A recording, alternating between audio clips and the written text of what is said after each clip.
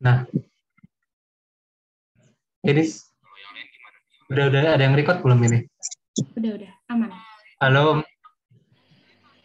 Selamat malam, Om. Alhamdulillah. Selamat malam, Pak. Assalamualaikum, Om. Waalaikumsalam warahmatullahi wabarakatuh. Nana, sehat, lancar? Alhamdulillah. Gimana, Om? Alhamdulillah. Ini Sore, Om. hujan, dari sore hujan. Oh alah, iya. Bentar. Ya, Om. Kirain lagi pada ngumpul bareng aja di sendiri ya. Iya, kan ini kita di kos-kos masing-masing, Om. Di sini juga hujan sih, tempatku. Gerimis Di sih. sini tiap hari hujan dari tadi hujan banjir nih tadi, makanya beres masih belum balik. Walah, iya. Saya tak bilangin Maaf ini, ala Om, kadar aja ya. berantakin jadinya. Iya. Sambil Oke.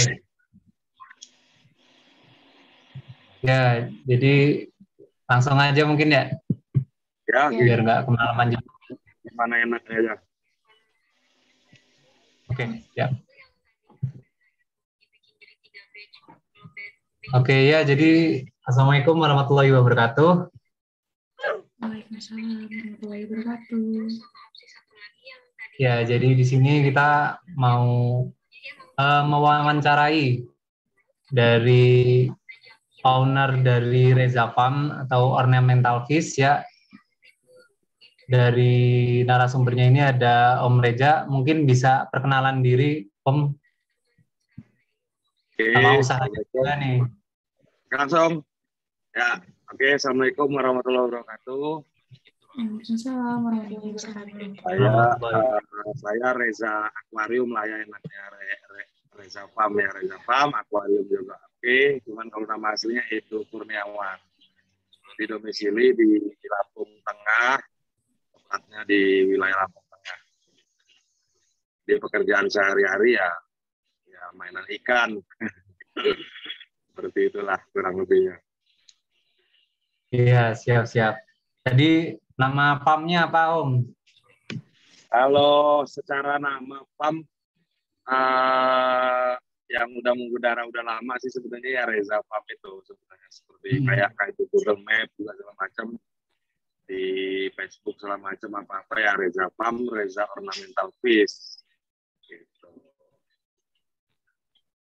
Kalau kegiatan harian ya ikan, berhubung juga kita jualan juga ya penggalaan juga sih, baru sih sebenarnya, barusan setengah tahunan ini baru mulai budidaya lah, gerakin pemuda-pemuda di sini untuk coba budidaya yang nganggur-nganggur kan. Oke, Ya, lanjut, sekedar pengenalan singkatnya aja nih. Iya, siap Om.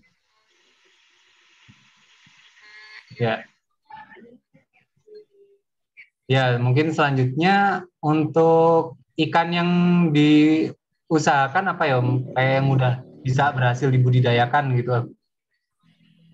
Nah, kalau saya kan sistemnya begini, karena memang kan sistem saya di sini kan jual beli gitu ya. Jadi intinya beli dan menjual kan gitu. Jadi mencari laba di situlah sebagai patokan pengganti pekerjaan harian saya di sini. Nah, kalau sistem saya di sini, sistem yang farm atau pembudidayaan, karena memang keterbatasan dari waktu lah ya. Nah, terus juga yang keduanya juga, untuk wilayah kita di sini kan sangat jarang nih orang yang memang menguasai dalam segi budidaya ikan hias tersebut.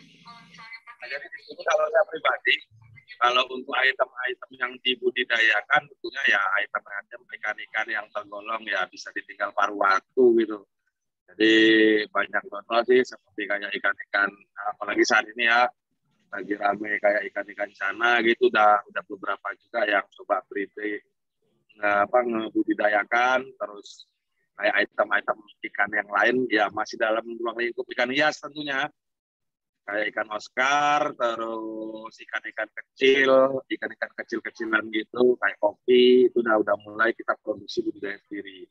paling tidak udah nggak belanja lagi gitu loh untuk ke depannya. Jadi muter hasil kegiatan hari-hari gitu. Oke. Om, tadi ikan Oscar, koki, sama apa lagi ya? Oscar, koki. Cana saat ini yang lagi ramai. Ya.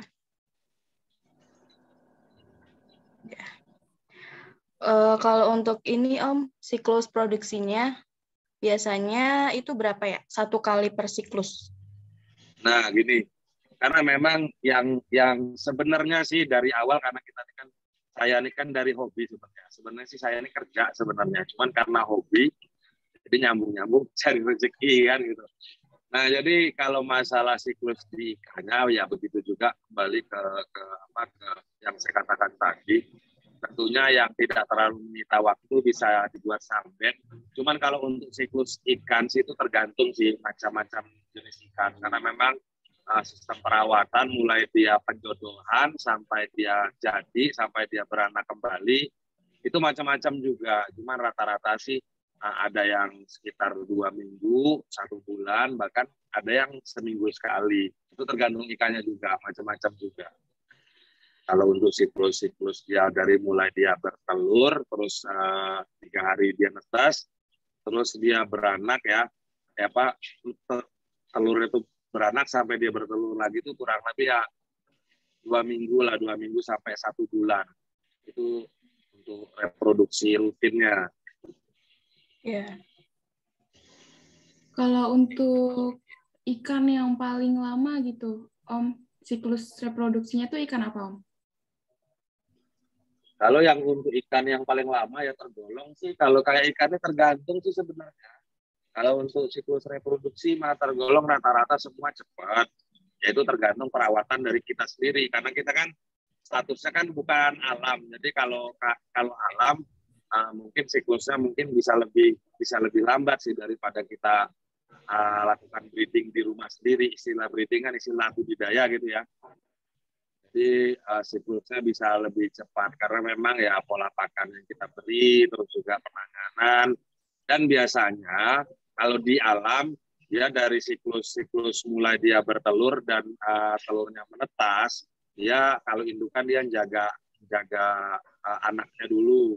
Nah, jadi dari perjalanan tersebut ya membuat siklusnya agak sedikit panjang. Nah, kalau kita di sini sistem budidaya rumahan lah ya, skala hobi gitu, ya kalau memang bisa udah kita lepas, dari induknya kita lepas. Nah, jadi kita carikan pakan pengganti agar nanti induk ini bisa fokus lagi reproduksi, bertelur kembali gitu. Jadi siklus itulah berjalan rutin gitu. Kalau yang ikan-ikan sebangsa ikan-ikan kecil nih ya, kayak kusung ini, yang pajang-pajang di sini ini kalau siklus sih tata letak sih cuman ditaruh di kolam begitu aja udah perawatan pemberian pakan udah. Cuman kalau kayak ikan Oscar dan ikan-ikan jenis-jenis lain memang perlu pemerhatian khusus lah dalam segi pembudidayaannya, terutama ya saat nantinya saat telur menetas pemberian makan itu memang benar-benar butuh pas. Jadi kalau untuk reproduksi kembali lagi proses reproduksi dia bertelur dan beranak budidaya itu sebenarnya cepat, sebulan tuh bisa 2 kali. Kalau untuk indukan yang produktif gitu. Apalagi kalau saya sebangsa ada ikan-ikan yang kayak manfish kecil-kecil gitu, diskus gitu, kalau pernah diskus. Jadi tempoh hari juga pernah buka farm diskus juga. Itu reproduksi ya tergolong cepat. Ya rata-rata sih 2 minggu lah minimal sampai 1 bulan, 1 bulan setengah. Kalau dia sampai mogok lah istilahnya gitu.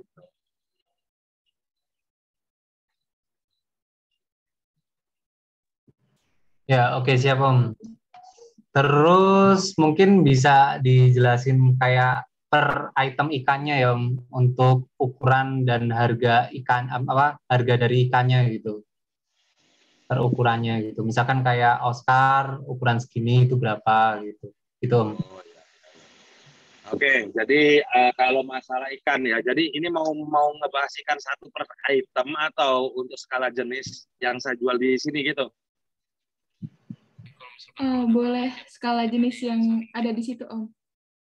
Oke. Nah, jadi ikan ini terbagi lah, jadi dibagikan kelompok kan hias dan hias kecil, hias besar gitu. Nah, kalau hias kecil ini tipe-tipe ikan yang memang kecil-kecil yang kayak gupi-gupi, yang cantik-cantik, yang kecil-kecil seperti itu biasanya kalau tadinya saya beli, saya belanja gitu ya, itu kisaran harga tergantung kuantiti saya pengambilan juga, terkadang seperti itu, dan tergantung juga jenis ikannya juga. Karena memang per item ikan itu serupa, cuman dia memiliki jenis berbeda, jadi status harga juga dia agak sedikit berbeda.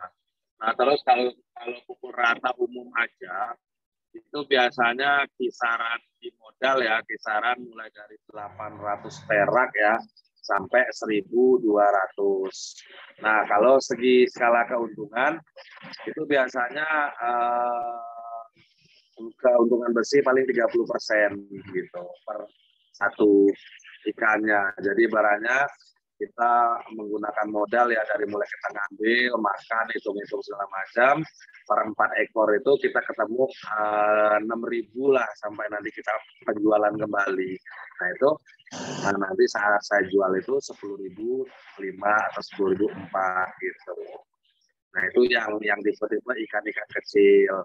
Nah kalau tipe-tipe ikan-ikan yang lain kayak ikan mas koki dan sebagainya lah ya, kayak ikan koi itu dominan hampir sama sih mayoritas. Jadi keuntungan itu sendiri ya rata-rata bisa 30%, 50%. Mungkin kalau memang kita dapatnya belanjanya agak murah itu bisa sampai 100% dari nilai modal awal. Nah, kalau modal awal itu biasanya tergantung dari ikannya juga. Nah, jadi kan kayak yang model Parungan Sukabumi itu ada model sendiri. Terus kalau kayak saya sendiri nih main ikan koi lah ya. Ikan koi itu rata-rata dari Jawa Timur yang khusus grade-nya aja. Nah, itu simpelnya. Kalau mereka jual per packing, per paket 10 ekor itu bisa ibaratnya 2 juta. Terus ongkirnya sekitar 300.000, jadi 2.300.000. Saya paling di sini ya intinya ngejual itu paling nggak 30% lah, bisa sampai di angka 3 juta terkadang seperti itu.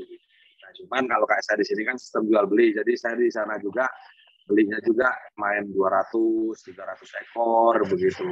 Jadi nanti antara kecil dan besar dipilah-pilah. Jadi ya intinya lebih nyata untungnya. Cuman sih suka duka di mainan ikan ya seperti itu. Pada dasarnya sih ya pendapatan semua hampir sama lah. Nah, kalau kayak ikan-ikan predator nih, kayak ikan-ikan predator bisa digaris bawahi. Ya kita lihat juga ikan yang memang dia ini sudah punya tempat khusus atau saat ini lagi booming-boomingnya seperti itu sih terkadang. Jadi kalau dia yang udah punya tempat khusus itu ibaratnya kayak ikan Oscar nih ya, saya beli modal 35.000, itu paling saya jual ya kisah, apalagi ya tergantung sih, karena siklus saya di sini memang secara saingan nggak ada. Nah jadi sistem saya di sini kan hobi, jadi gimana caranya tiap hari ini harus ada orang yang datang pemasukan, apalagi yang saya jual di sini kan skala hobi, jadi orang-orang yang datang ke sini nih cuma orang yang hobi aja gitu loh. Nah, jadi makanya kalau soal siklus nilai harga 10.000, transportasi dan lain-lain 35, paling penjualan sekitar 50.000 itu skala encernya. Nah itu juga ada kayak orang yang ngambil partai ya paling 2.000-3.000 per ini ya, cuman kan pakai kuantiti gitu. Nah terus kayak ikan-ikan predator yang berbasis dia ini lagi booming, nah itu memang rada lumayan nih. Apalagi saat ini mungkin sama masnya paham lah mas, ikan-ikan saat ini yang memang lagi booming kayak ikan-ikan cana gitu ya. Jadi ya sistem belanja saya itu main borong biasanya.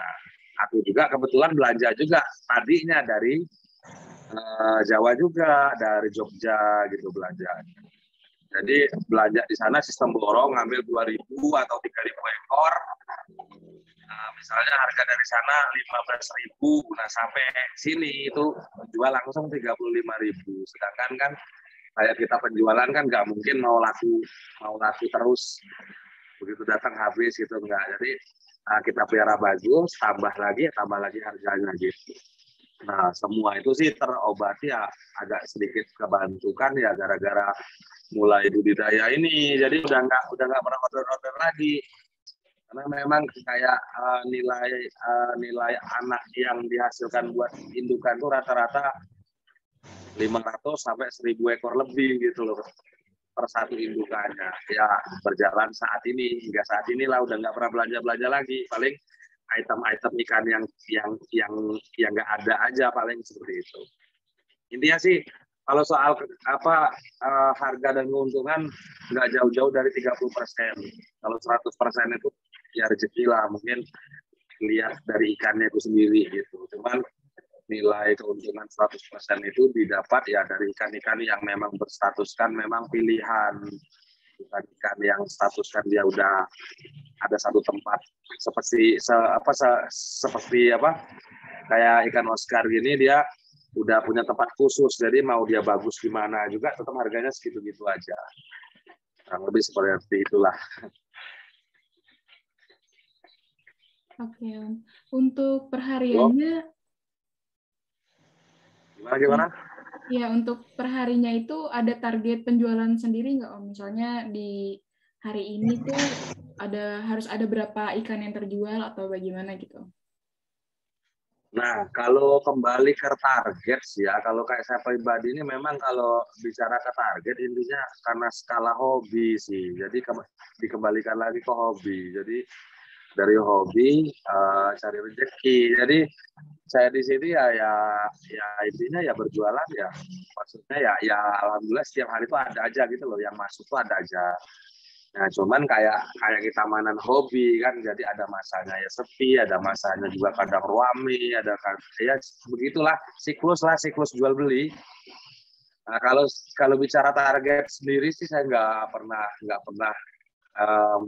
ngambil target, yang penting mah ada gitu. Nah mungkin kalau ada target itu seperti ini, saat ikan-ikan yang saya budidaya itu panen, baru saya bombardir untuk promosi gitu. Karena memang kalau pas yang nggak panen, saya ngambil dari tempat lain, terus over lagi, ya tergolong nipis banget gitu loh untuk nilai hasilnya sendiri. Apalagi kayak saya sendiri kan statusnya hobi.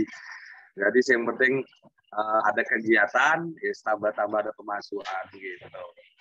Ya paling kalau untuk target ya kembali ke hasil budidaya sih. Kalau saat ini sih hasil budidaya sudah mulai berjalan lah. Mungkin bisa dikatakan 2 atau 3 bulan ke depan ini udah bisa produksi sendiri. Ya paling tidak tuh untuk kebutuhan saya sendiri ini udah lepas gitu loh dari hasil budidaya sendiri gitu. Oke, monggo. Oke, berarti untuk target penjualannya juga masih di sekitar daerah situ aja ya Om? Gimana? Untuk target penjualannya masih di sekitar daerah situ aja atau udah meluas sampai ke daerah mana nih Om? Oh iya. Kalau target penjualan sih ya beberapa tempat sih, terutama Lampung lah ya yang jadi target utama. Nah, terus yang jadi target luar ya banyak juga sih, kadang ke Jawa, ke Sulawesi, pernah beberapa kali lah ke Palembang gitu ya di wilayah Sumatera. Karena memang kalau kayak saya sendiri sih ya itu paling kalau pas lagi banjir, hasil budidaya banjir baru posting gitu ya, kita promosi posting. Baru mereka tanya, kadang dari channel YouTube saya sendiri, kadang mereka dari Bali atau kadang sering mereka order gitu. Nah kalau ikan yang nggak ada di sini dan kebetulan ada orderan luar, ya paling saya ngambil dari wilayah yang terdekat karena memang rata-rata udah punya teman lah di setiap provinsi kan. Jadi oper aja, daripada kirim dari sini berisiko tinggi, mending kirim dari sana. Jadi yang ngambil laba sedikit-sedikit, yang penting lancar lah. Ya seperti itu sih. Kalau untuk ruang lingkup jual sih ya yang jadi prioritas ya untuk lingkungan sini, utamanya di situ. Terus yang selanjutnya ya mungkin ya sampingan keluar gitu. Paling ya ke Bengkulu ini karena memang kan tergolong toko aksesoris dan akuarium ini kan banyak gitu loh. Jadi persaingan harga itu ketat sekali.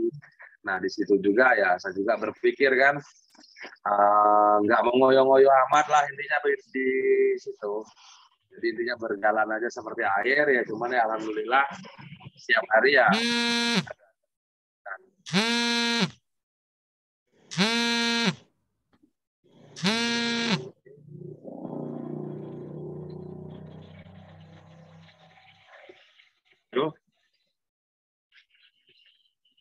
Ya, Om.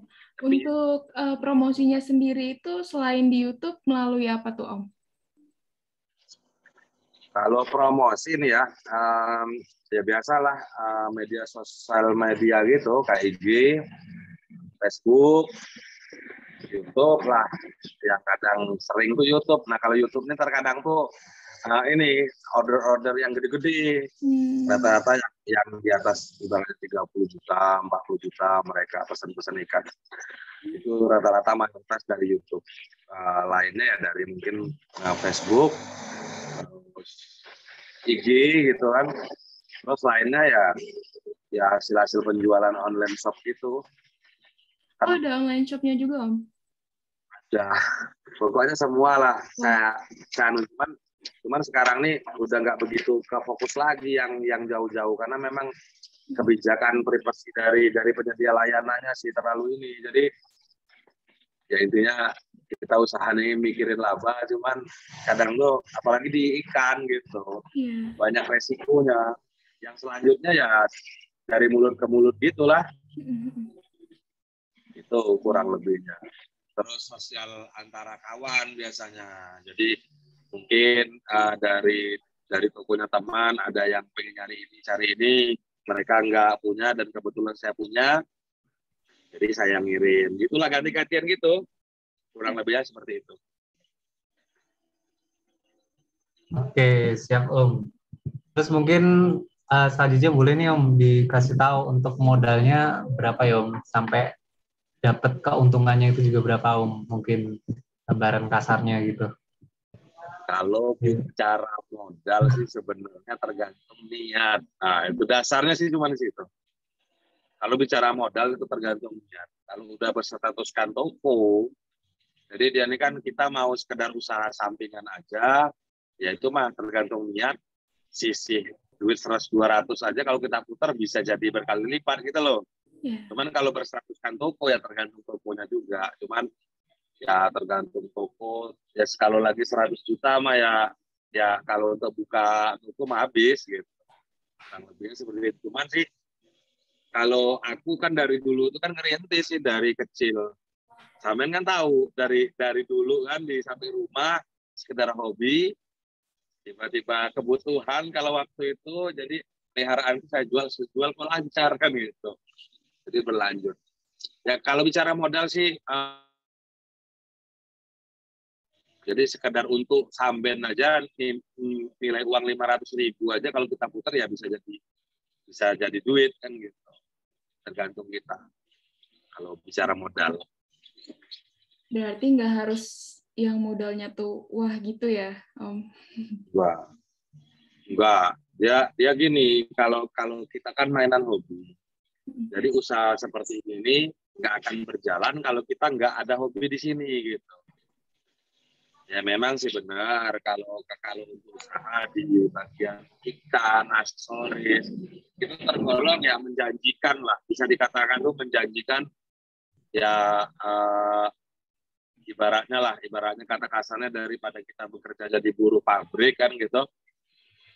Jadi lebih menggiurkan memang ya seperti ini, secara aura refreshing dari ikan itu kita dapat kalau kita nih hobi tapi. Nah, cuman kalau kita nggak hobi, usaha ini nggak akan jalan. Gitu. Betul. Awalnya itu mulai dari satu jenis komoditas ikan atau langsung semuanya gitu nih, Om?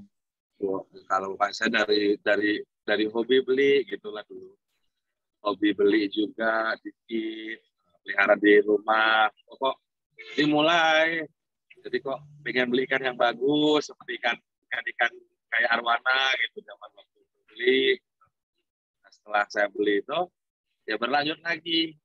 Jadi ikan-ikan di rumah tuh udah banyak. Ya namanya sudah punya keluarga ya. Apalagi laki-laki itu udah jadi tugaskan kepala rumah tangga bikin kebutuhan lah. Jadi kalau waktu itu butuh, ngerasa butuh, kita lagi terhimpit. Jadi saya jual lah itu ikan-ikan itu. Yang tadinya ibaratnya beli cuman harga 1,5 juta, sempat saya jual itu sampai laku 30 juta. Yang tadinya beli harga cuma 50 ribuan, bisa saya jual tuh harga 600 ribuan gitu. Wah. Nah dari situ, karena memang saya ini sih awalnya sih basically awalnya itu kan pebisnis sebenarnya. Nah jadi usaha yang lama-lama itu udah pada hancur, bangkrut, itulah bisa dikatakan seperti itu. Jadi ya ngurusin hobi, jadi daripada nganggur, bengong, asik juga kan gitu. Jadi nyambung lah, bikin akuarium sendiri, bikin rak-rakan sendiri di sebelah rumah, itu bekas garasi mobil di sebelah rumah. Ujungnya banyak gitu. Nah, jadi teman-temannya main, oh ini ada yang pengen, ada yang nah dari situlah siklus itu sendiri berjalan itu sampai saat ini, sampai buka toko airnya gitu. Ngalir gitu ya Om. Ngalir lainnya gitu. Ya. Om tadi kan sempat disinggung ya yang pertama beli itu dari 50.000 jadi 600.000. Itu ada kayak treatment khusus nggak sih Om? Kok bisa jadi mahal gitu? Nah itu tadi, kalau kita udah hobi di dalamnya, sudah hobi ikut membaur sama hobi di ikan ini, ya otomatis kita juga dapatlah ilmu-ilmu di situ. Ikan-ikan ini bakal mahal seperti apa nantinya.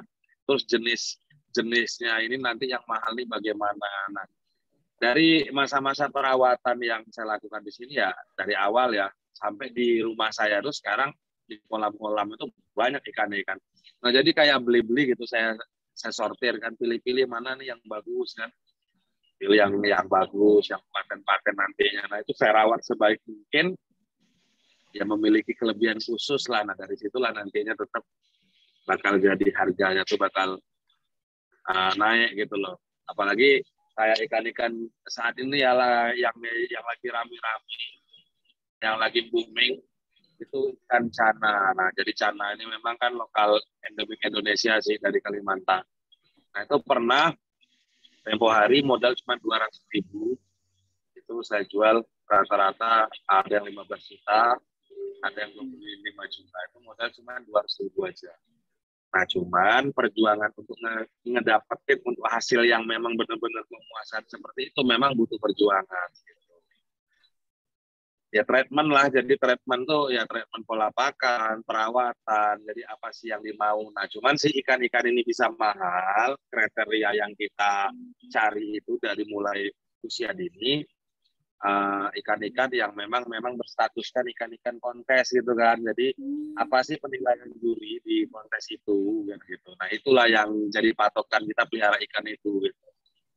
Jadi nantinya saat orang-orang yang beli ini, mereka spek-speknya ini masuk gitu. Kayak ikan-ikan cana yang tempo hari cuma modal pengambilan saya tuh Rp10.000, itu saya sulap pemeliharaan 1 tahun, itu rata-rata kemarin bongkar di akhir tahun kemarin ini, bulan 12 saya bongkar kemarin, itu rata-rata ya di atas 1 jutaan semua lagi, bahkan sampai 3 juta tempo hari, karena memang udah mulai rame kan, jadi otomatis siklus pasar ya.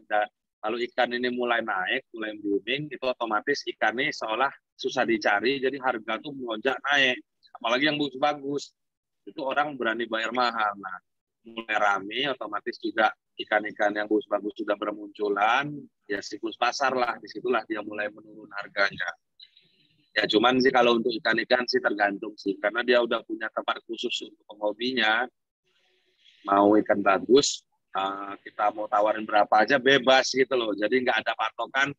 Contoh simpel ya, kayak ikan Oscar, dia ini kelasnya udah kelas sultan bagus, nah itu mau kita tawarin yang pasaran harga cuma 50.000, kita tawarin harga 500.000, itu oke-oke aja gitu.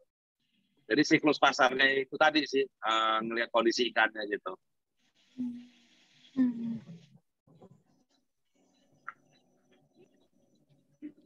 Ya. Terus selanjutnya Om, kan tadi per siklus itu kan 2 minggu sampai 1 bulan ya Om. Ya. Nah itu biasanya keuntungannya berapa Om per siklusnya? Misal per 2 minggunya gitu. Biasanya sih kalau untung malah gini sih, kalau dibicara untung mah untung terus kalau kita udah bisa proses budidaya itu. Karena kalau kayak saya ya dari usaha pajak mungkin dari dulu udah sebagian mungkin udah dijalanin. Nah, cuman kayak budidaya ikan ya memang momen khusus banget yang bikin memang benar-benar nyaman. Ya istilah nyamannya ya tempo hari sempat buka farm discuss itu ada 35 pasang. 35 pasang itu memang kalau untuk ikan discuss ya per pasangnya itu bisa bermodalkan 2 juta sampai 2,5 juta. Saat dia beranak itu saat kita bongkar itu biasanya kalau kayak saya nih gini, jadi sisi kita penjualan itu ya tergantung kita mau jual gede-gede atau kita urus dulu sampai gede atau begitu dia umur 1 bulan langsung kita lelang itu aja. Itu biasanya tuh perindukan itu bisa dapat dulu 1,5 juta umur dari mulai menetas itu 1 bulan gitu. Jadi intinya untuk proses budidaya ini sih kalau bicara untung asal selaku anak-anaknya bisa bertahan hidup, perawatan bagus, untungnya ya tertandingi lah berkali lipat. Jadi tinggal narik duitnya aja gitu. Kayak tempo hari itu 1,5 juta 2 minggu ya. Jadi atas umur 10 hari itu saya pisah sama anak-anaknya. Nah anaknya ini umur 1 bulan itu lelang 1,5 juta rata-rata itu kisaran 150 sampai 200 ekor. Nah itu nanti setelah 2 minggu induknya ini telur lagi gitu. Gitu aja terus. Nah terus kalau untuk biaya perawatan sampai dari mulai dia bertelur sampai dia menetas tergolong kecil, paling sekitar 1% dari nilai hasil penjualan kurang lebih 1 juta paling kayak 20.000 lah paling gitu. Makanya kalau di ikan ini terkadang kalau orang di sana mikir kan apa sih untungnya gini-gini, cuman dari keteladanan itu sendiri ya jelas nyata gitu.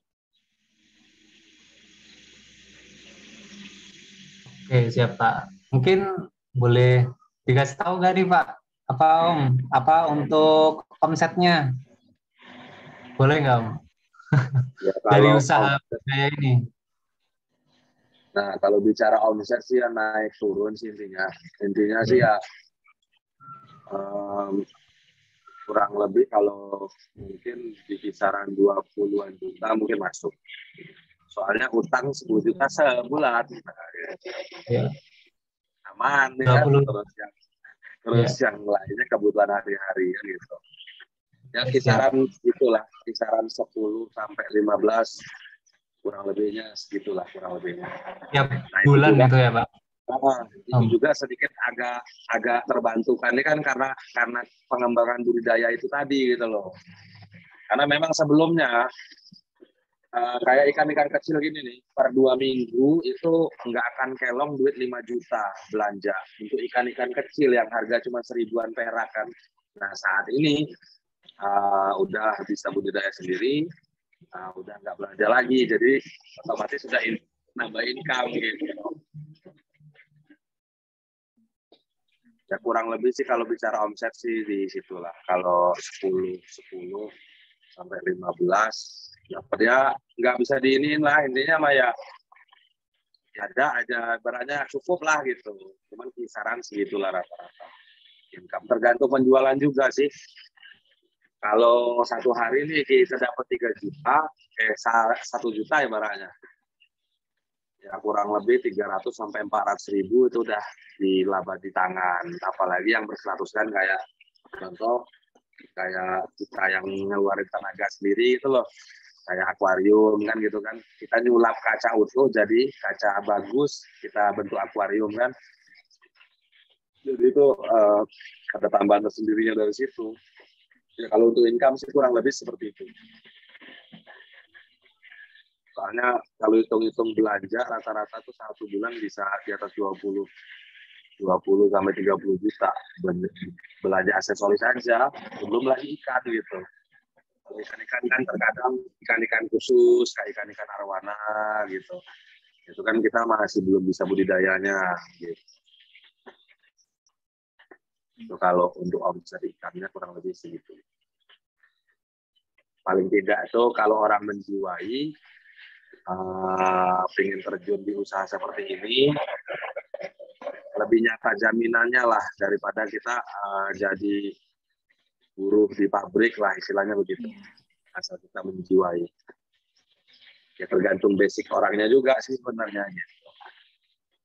Nah, nyatanya ya saya, teman-teman yang lain yang mereka ya pengangguran semua ngembangin ini ya nyata-nyatanya ya ini semua gitu.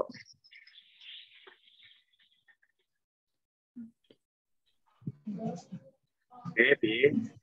Oke, siap Pak. Ini nyambi mil ini. Iya Om. Oke, mungkin selanjutnya ini Om, kendala ya Om, mungkin bisa diceritain nih untuk kendalanya kayak biasanya apa sih, kayak penyakit itu gimana Om? Suka duka ya.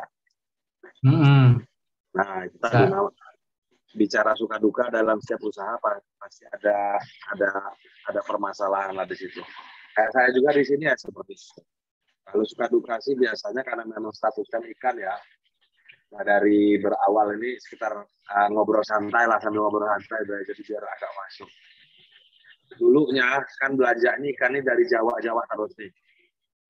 Jadi di sana ikan ini penanganannya kurang pas. Jadi sampai di sini ikan ini yang luka lah, yang segala macam, tiba-tiba mati gitu. Nah dari situlah terbentuklah ingin budidaya itu awalnya seperti itu. Nah kalau untuk ikan sih ya biasa sih. Kalau untuk kematian itu biasa. Terkadang setiap hari masih ada yang nemuin kan. Cuman enggak kalau zaman dulu lagi belajar dulu ya benar-benar buang-buang duit. Benar memang. Nah dari situlah belajar gimana caranya ikan ini bertahan, proses karantina ikan, perawatan ikan itu sendiri harian. Ya saat ini ya aman-aman aja sih. Tergolong kalau tingkat kematian itu bisa dikatakan paling 1% lah saat ini. Itu juga kalau ketemu gitu. Cuman pasti ada aja gitu. Kalau tingkat kematian sih biasanya ya karena status lalu lalang jual beli di kios ikan-ikan baru. Jadi ikan-ikan yang memang sakit dari proses karantinaan itu dia. Itu aja sih dia. Kalau untuk status ini. Kalau ini Om, dari pesaing sendiri di situ ada nggak Om? Kalau kita usaha pastilah ada pesaing. Intinya begini sih, kalau soal pesaing sih biasa, namanya kita sama-sama usaha kan.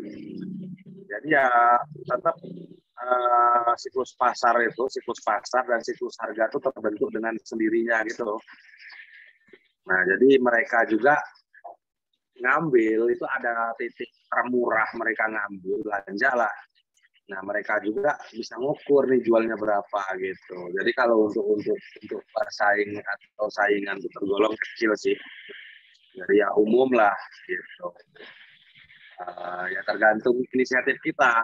Kalau kayak saya sendiri sih, kalau dia yang sudah di sini ya namanya gini, sistem kita dagang lah.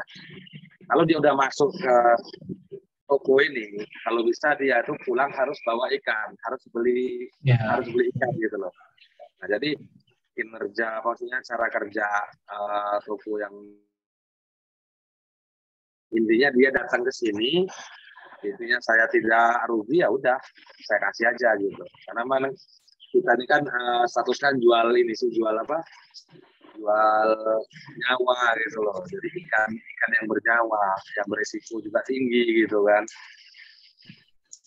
Ya seperti itu aja sih. Kalau untuk saingan sih tergolong ya aman-aman aja lah. Aman Karena ya, Bang? memang karena memang status saya di sini ini ya itu ada hiburan. Jadi hiburan ya karena memang kerjaan itu kalau bisa ya dimasukin ke sehati sama hiburan. Jadi laku ya. Alhamdulillah nggak laku pelihara dulu, mungkin besok laku. Nah, gitu.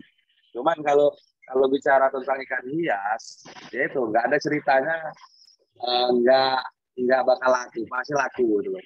Cuman ya paling apesnya kalau pas udah kelamaan atau gimana mungkin ada yang mati kan, ya struktur mati juga mungkin banyak, dia pola pakan, pola air, segala macam lah ya namanya nyawa gitu kan, kita nggak bisa nebak, kita rawat sebagus mungkin juga, kadang ya ada juga yang tiba-tiba mati atau gimana gitu.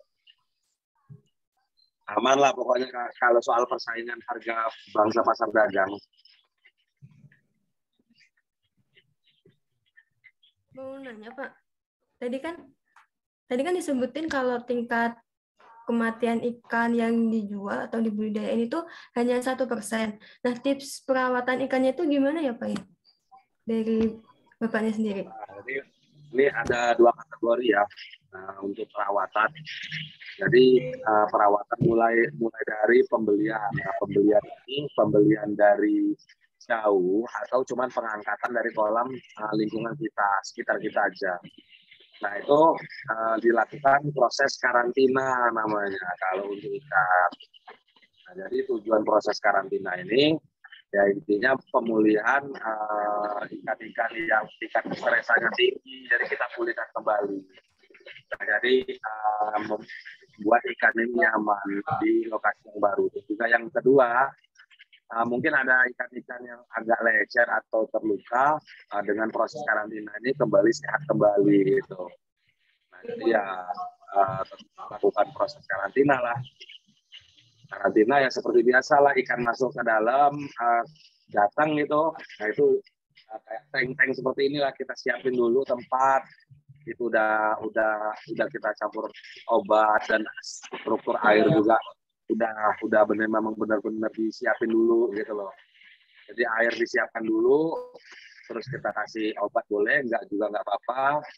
Mungkin dikasih tambahan ini aja apa? Pengatur suhu. Nah jadi yang suhunya itu kita naikin, jadi kita derajat up gitu. Karena memang proses karantina ini kan ikan ini kan pada lecet-lecet nih, mungkin ada yang lecet, ada yang stres. Nah, jadi saat proses karantina ini kita naikin suhu, jadi agar lecet-lecet atau luka-luka pada ikan ini tidak berkembang yang ujungnya mati.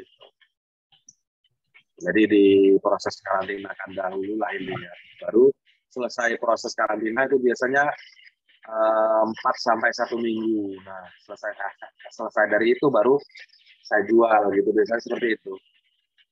Makanya dari kebiasaan saya seperti itu juga orang-orang yang ke sini beli ikan di sini juga puas gitu loh. Jadi ya bukan ya mungkin ya itulah jerih payah selama ini kan. Kadang orang bilang di sini aku barusan beli itu kemarin di sana baru sampai rumah mati lah, di sini aman-aman aja gitu. Bahkan itu 1 meter aja tuh di belakang. Ini sambil jalan-jalan ya. Sambil ngelihat. Iya, boleh Om. Kepo juga Touring, sama Om. isinya. Lihat-lihat. Nah ini kan, ini lagi proses karantina nih. Ini isinya 700 ekor. Satu tank ini ukuran 1 meter kali 40 kali 40 lagi proses karantina. Nah, ini kalau udah karantinanya udah selesai, nanti udah sehat, baru dipindah ke bawah bumi. Nanti siap edar gitu. Nah terus kalau kayak ikan kan begini, terkadang kita menanggulangi kematian. Yang saya lakukan di sini kan sebenarnya gini, ikannya gimana caranya sehat, terus bisa nahan pH air yang tinggi gitu. Ya rata-rata sih ikan saya yang dari saya sini itu air langsung dari sumur, langsung dari keran pump juga kuat bertahan hidup gitu. Nah, terkadang kan orang kan tidak memperhatikan proses karantina itu. Jadi sebenarnya kalau kayak ikan kan, kalau kita beli gitu di pasar itu sangat disarankan ikan tuh harus dikarantina dahulu. Nah, airnya sudah kita siapkan atau kita endapkan dahulu minimal 3 hari. Kalau untuk skala penghobi kan mengukur pH kan rubes. Nah, jadi simpelnya itu ya diendapkan 2 atau 3 hari baru kita masukkan ikan. Nah, kalau saya di sini, proses karantina saya di sini, gimana caranya nanti ini tuan rumahnya nanti yang baru, ini tuan ikan yang baru, ini air dari keran aja langsung masuk, ganti. Jadi saat dia ganti air, itu air langsung dari keran. Kalau ikan-ikan lain yang memang tidak pernah kita ajarin karantina siksa seperti itu, dia biasa air endapan gitu, kita kasih air sumur, mati dia gitu. Yang pH-nya terlalu tinggi lah intinya gitu. Jadi penyiksaan sih sebenarnya, cuman untuk kedepannya aman gitu loh. Jadi nggak harus diapin dulu di tanun-tanun air, hidupin 2-3 hari, kan repot. Ya itu aja sih paling yang saya lakukan pas karantina di sini. Ini yang menanggulangi kematian di sini, yang keduanya menanggulangi kematian di tempat pembelinya gitu. Oke, gimana lagi? Ya, berarti karantina tuh penting banget ya Om ya, buat ini, kelangsungan hidup si ikannya. Iya, berarti karantina itu penting banget buat kelangsungan hidup si ikannya. Nah ya, karantina itu ya, istilah karantina itu kan ikan baru, ikan sakit, ya perawatan lah. Masa-masa perawatan ikan ya masa karantina gitu. Kalau selama jual ikan ini, ada nggak sih Pak kejadian harga ikan yang dijual tuh anjlok tiba-tiba, dan gimana cara menanggulangi hal tersebut? Kalau pernah gitu, ada kejadian harga ikan yang dijual itu anjlok di pasaran. Nah, kalau yang berbasis kayak saya di sini kan, basisnya basis broker sih istilahnya. Jadi kalau istilah broker itu nggak ada istilah rugi sih sebenarnya. Paling ya rugi-rugi kematian gitu aja.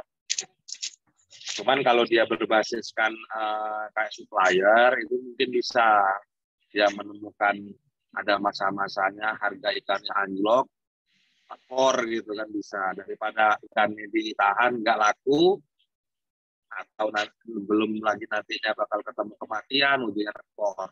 Nah, kalau kayak saya di sini sih, kalau untuk siklus harga sendiri aman sih. Jadi tetap struktur di dunia perikannya memang dari atas ke sana sudah termanajemen dengan bagus gitu loh. Jadi dari mulai petani menjual ke pelapa kan, dari pelapa ini ngecer lagi sampai ke kami di sini, sampai dari saya juga ke bawah saya lagi. Ya tetap terstruktur sih soal harganya. Mungkin kalau soal istilah ikan anjlok, istilahnya bakal rugi itu enggak. Cuman mungkin ya agak sedikit lama lah untuk penjualan. Karena memang sistem ikan anjlok ini ya siklus banjir seperti itu aja sih. Cuman aman-aman aja kok. Selagi masih bisa menjaga di harga di konsumen ya masih bisa terjaga lah untuk real harga pasaran gitu. Cuman kalau harga dari konsumen udah acak-acakan ya mungkin bisa terjadi kalau untuk kerugian dari yang lain. Karena memang banyak juga ya cerita kawan-kawan, karena memang saya di sini kan status saya kan broker. Bukan 1/10, bisa per ribuan gitu loh kadang saya belanja. Jadi kalau kayak mereka sih terkadang tuh ada yang seperti itu ya ada. Cuma ya kalau istilah tekor tuh kayaknya minim, masih untung lah.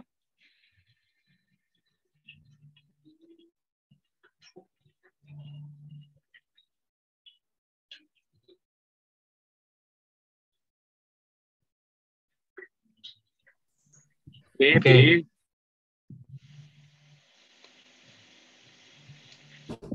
Gimana, Ais? Jadi kalau mau nanya lagi nih Om, buat suaranya jelas nggak Om? Jelas gimana? Oke. Iya, jadi Ini kalau masalahnya misalnya, di pinggir jalan soalnya.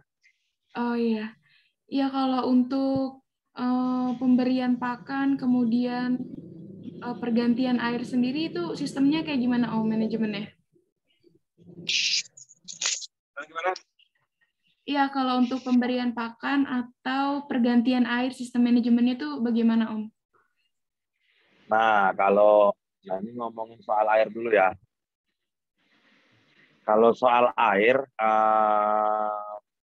ya tergantung sih ruang lingkup pemeliharaan itu kitanya medianya apa. Kalau media kolam ya seperti biasa lah. Biasanya kalau kayak di kolam tuh ada sistem filtrasi lah, jadi penyaringan air, begitu juga kayak di tank akuarium ya. Nah, kalau untuk pergantian air sih di tank-tank akuarium ini tinggal ngelihat filternya itu sejauh mana, sebagus apa filternya, dapat menahan air nih, jaga kesterilan air lah intinya.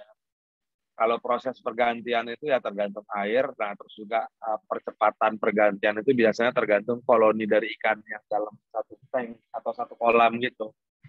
Kalau biasanya sih saya di sini seminggu lah rata-rata, kadang seminggu 2 kali. Cuman kalau untuk skala hobi itu bisa sampai 2 minggu sampai 1 bulan. Nah cuman kalau untuk pelihara ikan udaranya skala hias ini itu ya tetap mereka perlu air yang sehat, yang bagus kan gitu. Atau juga kayak filter, alat-alat yang tempat dia tinggalnya harus memang benar-benar sesuai kapasitas yang dibutuhin gitu. Contoh kayak akuarium 1 meter itu menggunakan pompa ukuran sekian yang memang pas untuk 1 meter. Terus kayak secara filter juga ya juga memang yang memang benar-benar bisa kerja maksimal. Itu sendiri ya bisa 1 bulan, kadang baru ganti. Nah proses pergantian sih biasanya ya tergantung, kita juga ngelihat airnya. Kalau airnya parah mungkin bisa diganti, terlalu kotor banget bisa diganti 100%. Kalau memang kira-kira masih aman, masih agak kencang, ya kita ganti 50% lah. Paling banyak, kurang lebih seperti itu. Kalau untuk pakannya gimana tuh Om? Oh iya deh, untuk pakan. Kalau untuk struktur pakan sih ya biasa sih. Ya sama seperti kita lah, lapar makan gitu. Gitu juga ikan. Kalau ikan sih rata-rata ya tergantung semakin besar kita ngasih dia makan ya berarti ya semakin besar juga perawatan atau media yang harus kita siapkan itu juga semakin kudu bagus gitu.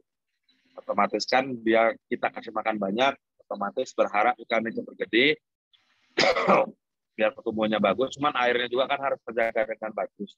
Nah, filternya juga harus bagus. Kalau pola pakan sih seperti biasa lah. Yang penting jangan lapar, jangan kenyang gitu.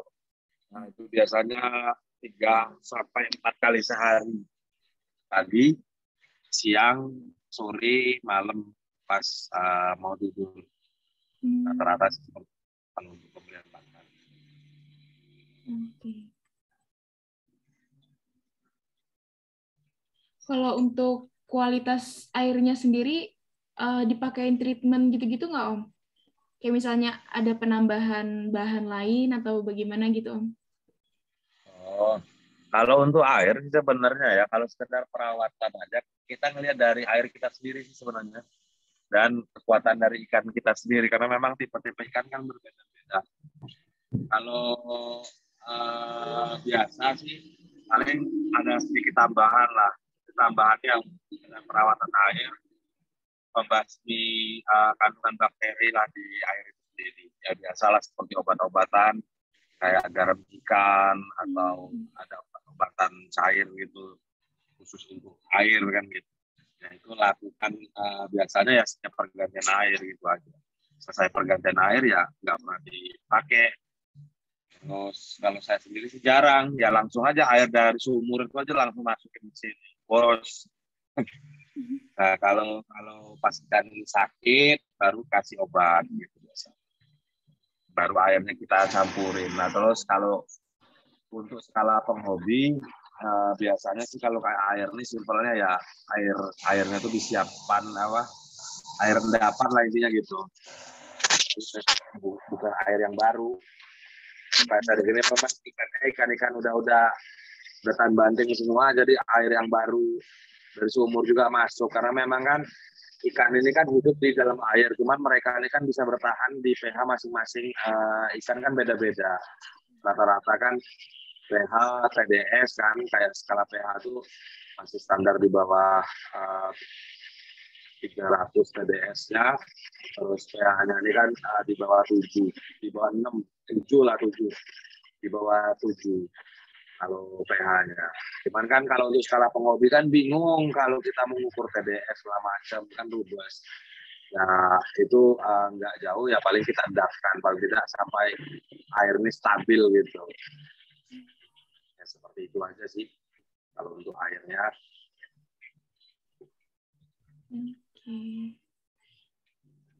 Oke, siap Om. Mungkin udah terjawab semua ya ini. Mau nanya lagi dikit. Oh, ada. Monggo. Ya, di sana selain ikan, menjual peralatan ikan hias gitu-gitu juga nggak Om?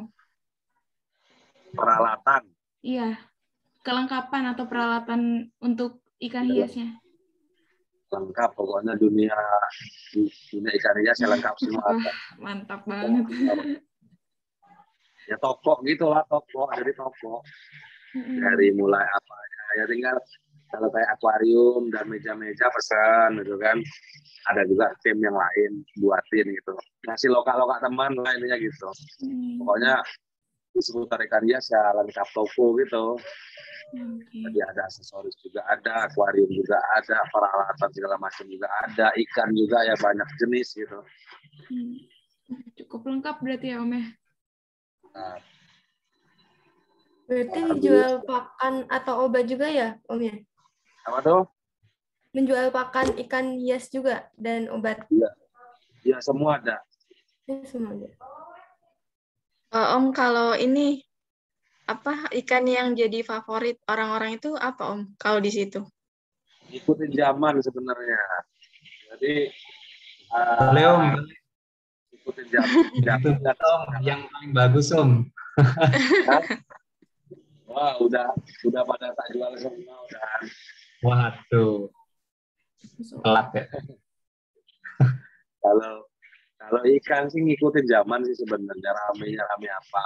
Kalau saat ini kan udah 2 tahun 3 tahun ini lagi rame sana.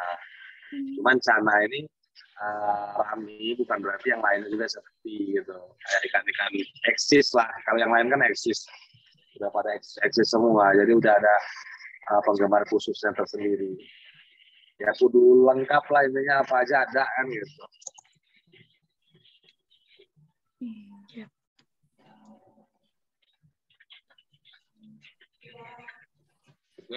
Oke. Siap. Gimana teman-teman? Ada yang dikepoin lagi nih dari Om Reza. Nyambi apa? Emil. Aku tuh kalau YouTube ada tuh Reza Ornamental Fish. Ya terus kadang yang kosong aja sih bengong. Ntar langsung di-subscribe Om. Asik. Berbagi nih lah kayak perawatan air, ikan-ikan sakit, ya di situ semua lah. Aktif juga berarti Om ya di YouTube.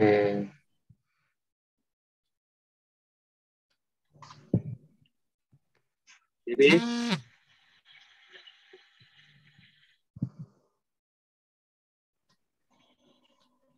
Om Reza asli Lampung Om. aslinya Jambi. Oh, Jambi. Aslinya Jambi. Farm. Reza Farm. Ya itulah tetangga masih. Tadi channel YouTube-nya apa? Reza Farm. Kalau yang untuk ikan ini Reza Ornamental Fish, ikan hias. Reza Ornamental Fish. Banyak sih channelnya. Itu wow. Udah 1000 ya Om. Malah Langsung iseng-iseng Bu. subscribe. Lucuan itu. Iya, benar. Udah bisa dimonetize. Iya. Berarti udah lama juga ya Om main YouTube? Kalau channel yang satunya itu ceritain. Oh, cerita. Ceritain.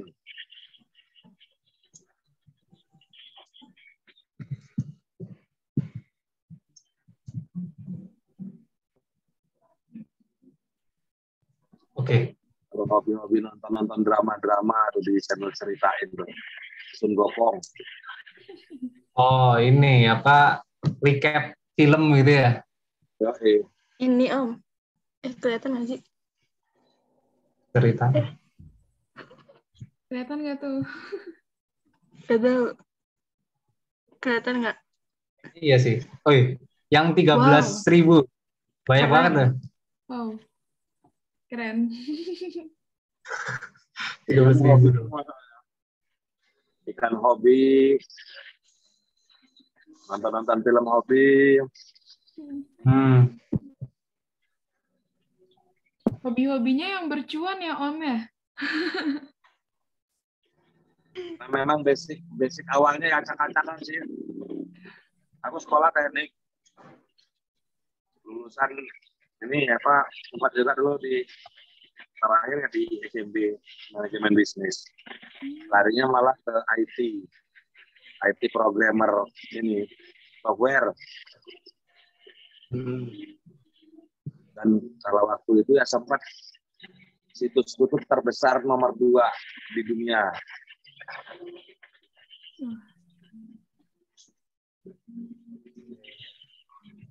Sampai sekarang gitu. Masih mainan komputer juga. Keren. Jadi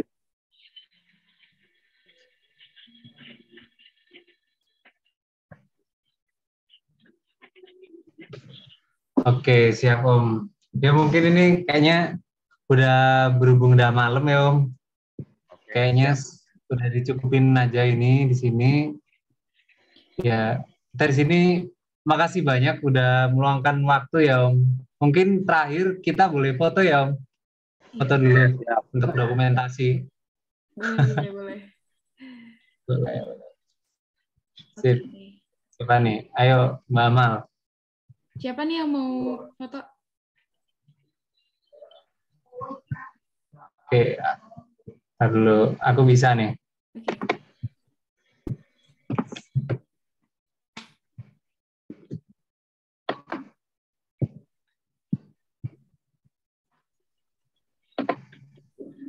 Oke, so nantinya pada sukses.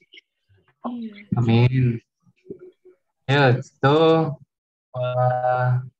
gak, aduh nge-lag. Bentar. Itu gak. Sip. Oke, terima kasih banyak Om sudah meluangkan waktunya. Terima kasih banyak Om. Kesibukan. Semoga usahanya lancar terus ya Om. Lancar Om. Sedikit banyak membantu. Amin. Sudah sangat membantu ini. Udah lebih dari 10 tahun tuh nggak pernah jadi mentor begini ini ya. Jadi makanya sadar aja ya saya bilang gitu. Iya siap. Ya yang penting ya, ada lancar lah. Iya. Siap. Ya makasih ya banyak. Mungkin ya makasih banyak. Izin lab ya Om. Ya siap. Makasih banyak. Sukses selalu Om, sehat selalu. Sukses Om. Siap. Ayo. Terima kasih. Assalamualaikum. Waalaikumsalam warahmatullahi wabarakatuh.